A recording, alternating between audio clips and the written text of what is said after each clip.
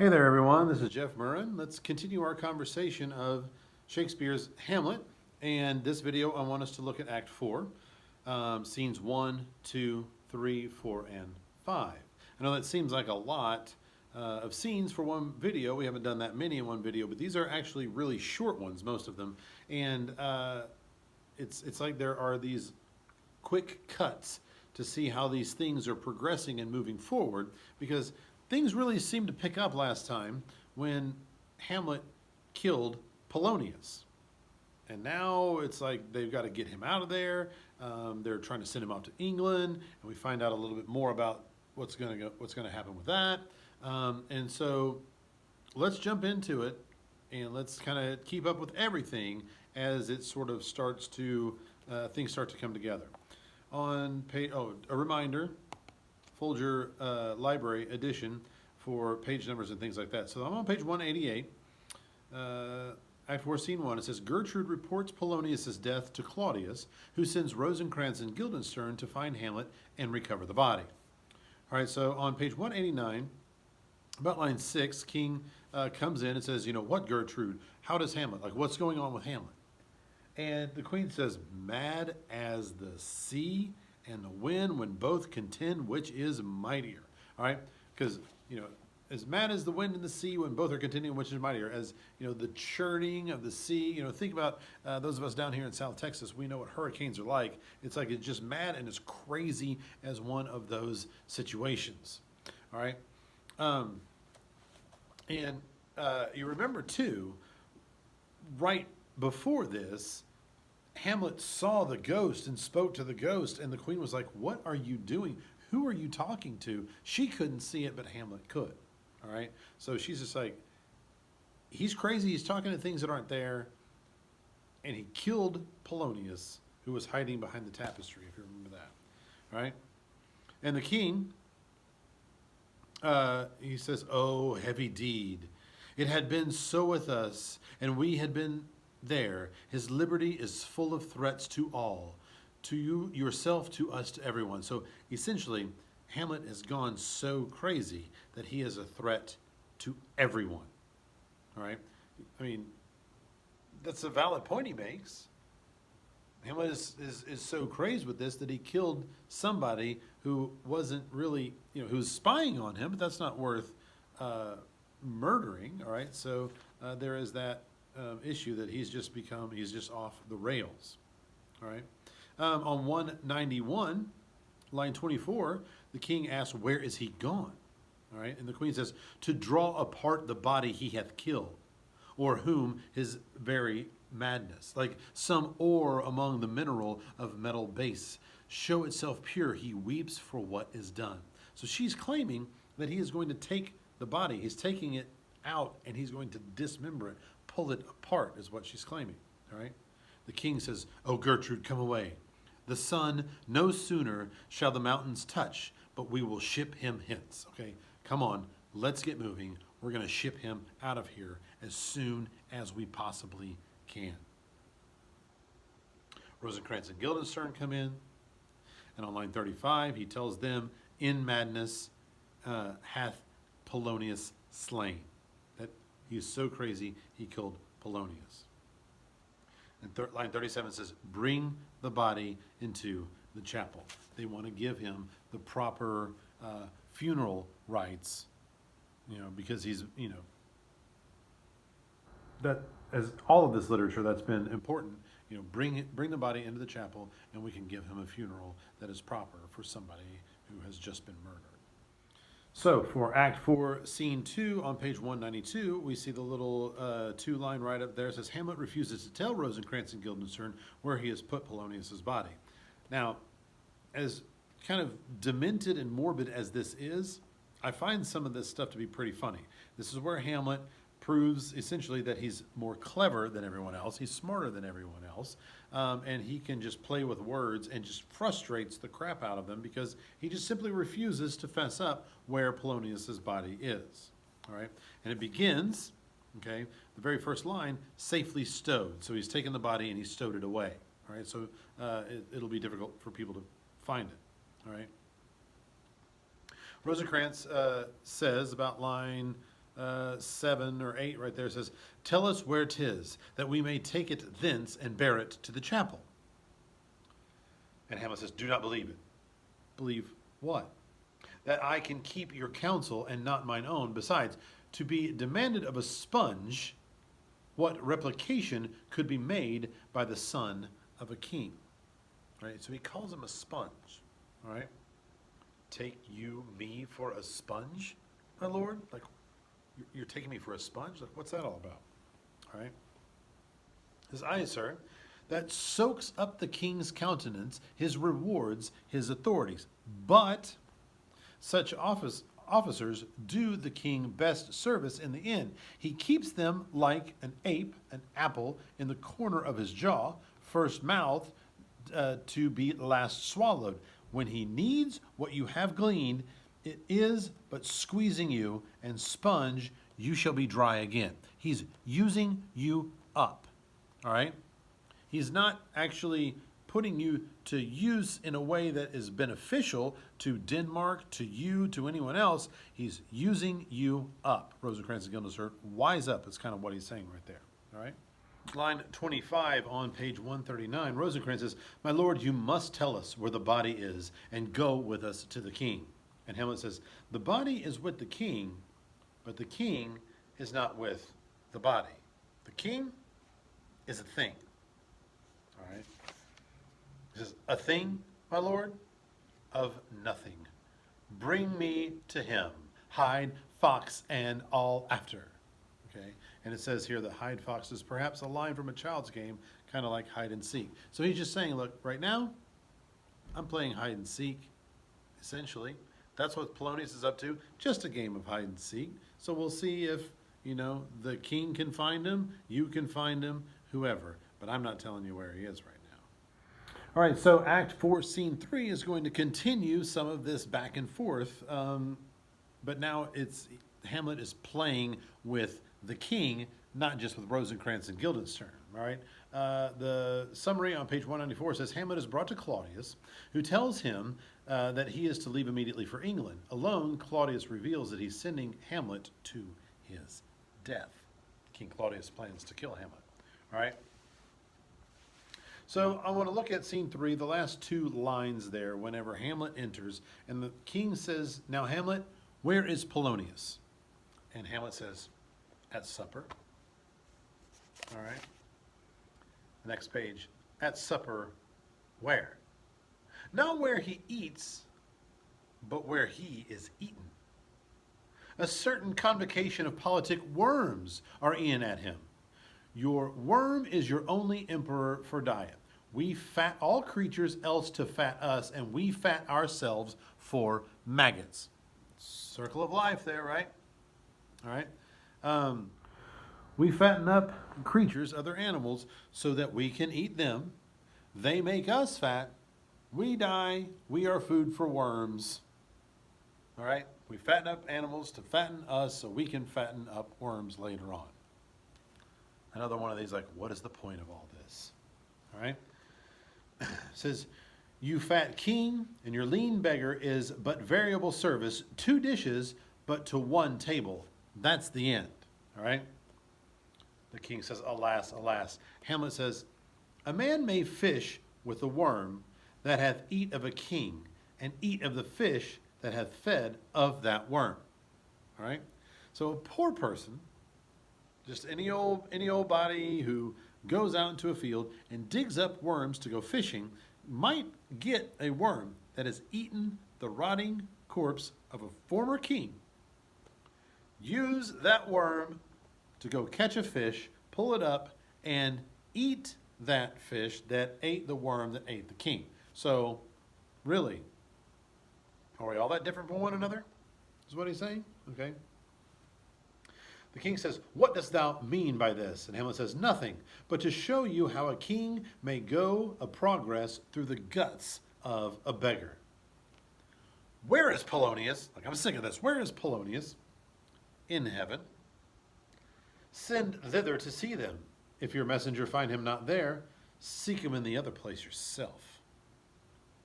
Go to hell, Claudius, is essentially what he said. Go to, he's in heaven, send someone there to find him. If they can't find it, you can go to hell and find him there yourself. Okay? But if indeed you find him not within this month, you shall nose him as you go up the stairs to the lobby. All right? So if you don't find him in this month, you'll definitely be able to find him when he's stinking up the place upstairs by the lobby. And the king looks at it and goes, go, seek him there. Hamlet says, oh, he'll stay until you come. Like, there's no rush. Polonius isn't going anywhere. All right. We see on line 50, he says, the king says, everything is bent for England. And Hamlet says, for England? All right. I see a cherub that sees them, but come, for England? Farewell, dear mother. Farewell. And the king says, thy loving father, Hamlet. So Hamlet looks at the king and says, farewell, mother. And the king says, thy loving father, Hamlet. I'm your loving father, Hamlet. Hamlet says, my mother. Father and mother is man and wife. Man and wife is one flesh. And so my mother. Come to England. All right. He mentions down there the king, after Hamlet leaves, line 70, says, after the Danish sword and thy free awe pays homage to us, thou mayest not coldly set our sovereign process, which imports at full by letters, congruing to that effect the present death of Hamlet. Do it, England. So he's going to send Hamlet with a message, a letter. And Hamlet is going to deliver that letter. And when the person opens the letter, it's going to say, kill Hamlet. And the person's going to take care of Hamlet right then, right there. It's going to be a letter from the king. Act 4, Scene 4. All right? Fortinbras and his army cross Hamlet's path on their way to Poland. Hamlet finds in Fortinbras's vigorous activity a model for himself in avenging his father's murder. Hamlet resolves upon bloody action. Remember Fortinbras coming from Norway through Denmark on his way to Poland for a sneak attack? All right. Well, Hamlet and Fortinbras, the two young princes of Denmark and Norway, run into one another. They both have lost their fathers, and they both are quite distraught about it. Hamlet's going to see that they're handling this in two completely different ways, and that's going to trigger something in Hamlet. All right. So we are going to begin on, skip a couple pages. We're going to go to 203 when Hamlet actually runs into Fortinbras. And he finds out that, he speaks to someone before he meets up with Fortinbras and finds out that what they are doing is they're like 2,000 soldiers are coming through. And they're going to fight for a plot of land in Poland. And it's not necessarily that the land is worth anything.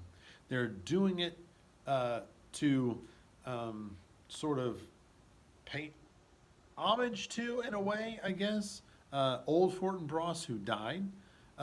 It's a symbolic thing.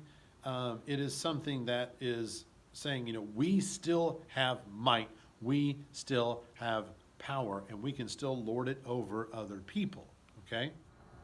We see this on about line 18 when the captain, Fortinbras's captain, says, truly to speak, and with no addition, we go to gain a little patch of ground that hath in it no profit but the name, all right? To pay 5 ducats, 5, I would not farm it, nor will it yield to Norway or the Pole a ranker rate, should it be sold in fee.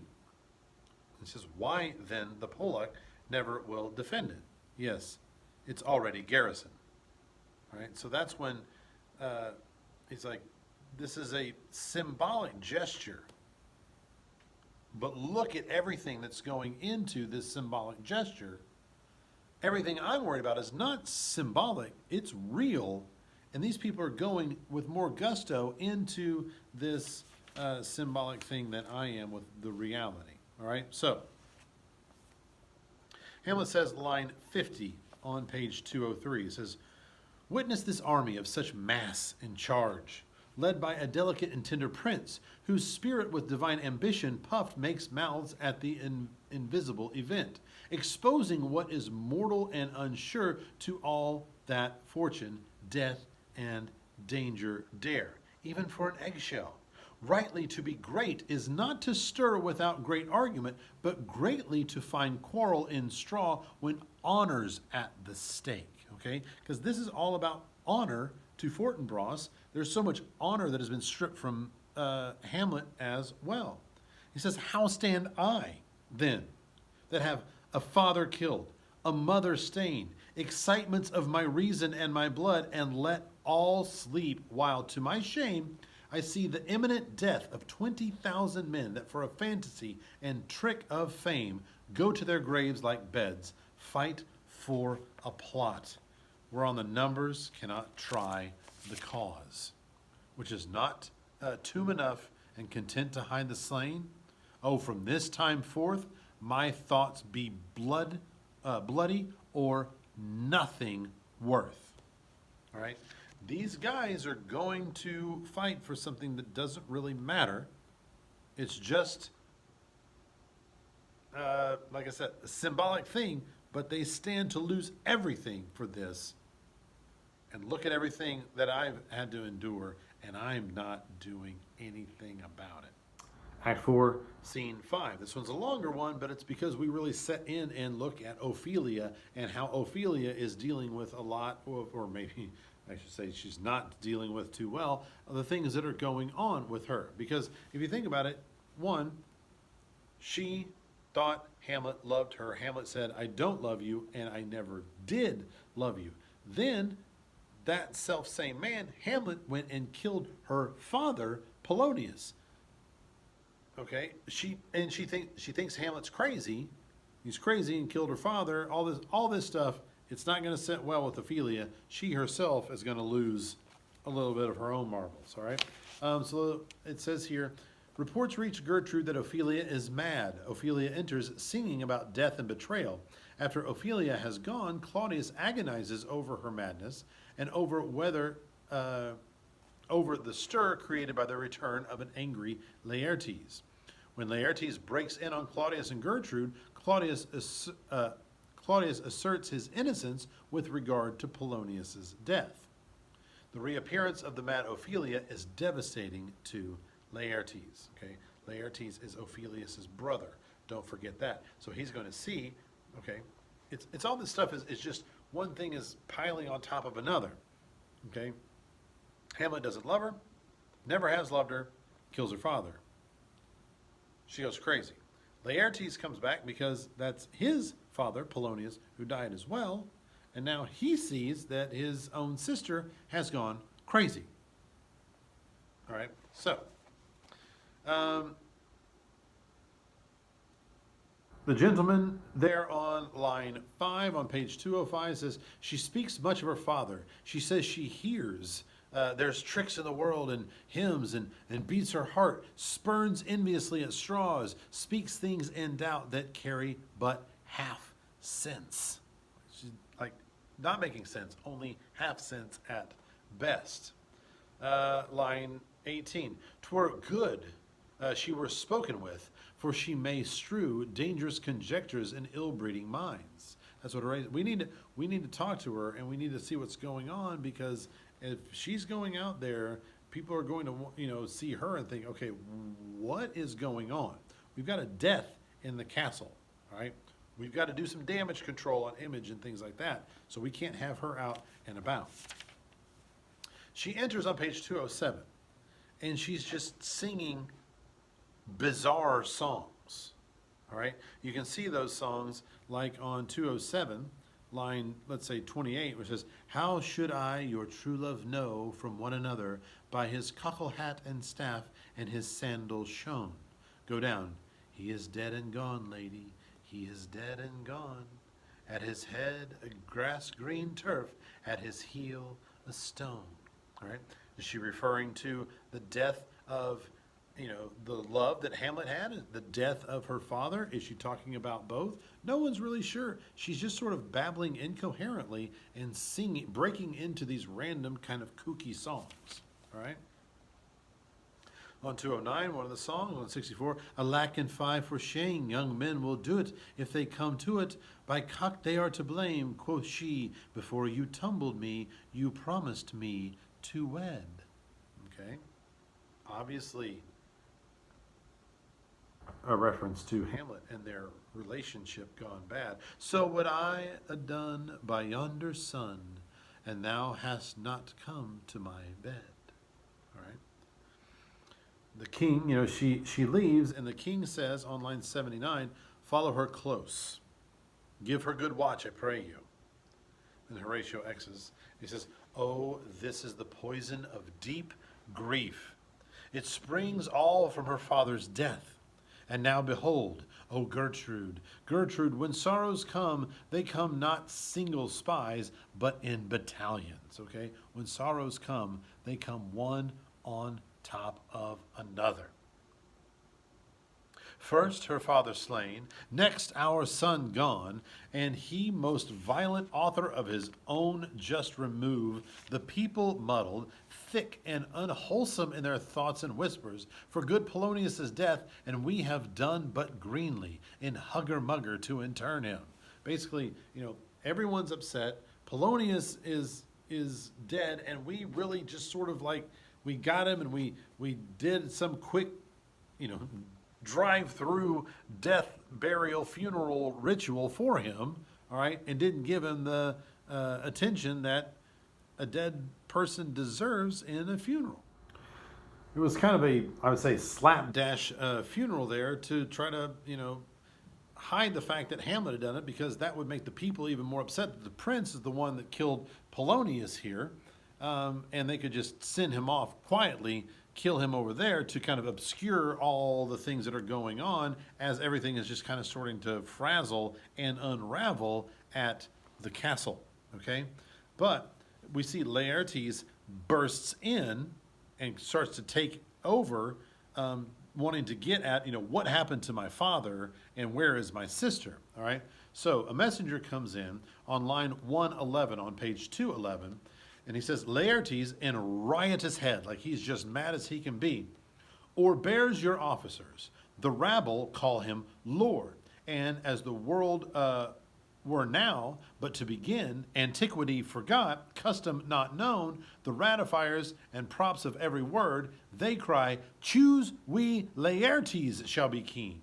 Caps, hands, and tongues applaud it to the clouds. Laertes shall be king. Laertes king. So he's breaking in. There are people now, because everything seems to be in such disarray as far as the the monarchy and the government goes, that they're now like, let's make Laertes the king, because he's madder and he can, he's obviously got a plan and he's making it happen. Okay, and remember, Hamlet's been saying that about himself. I'm not doing anything about this. Well, here comes Laertes, and by God, he's ready to do something. He's ready to do something even if it's wrong.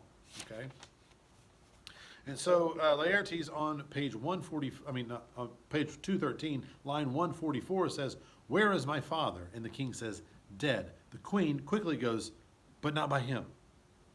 The queen wants to say, like, Claudius didn't do this. Okay.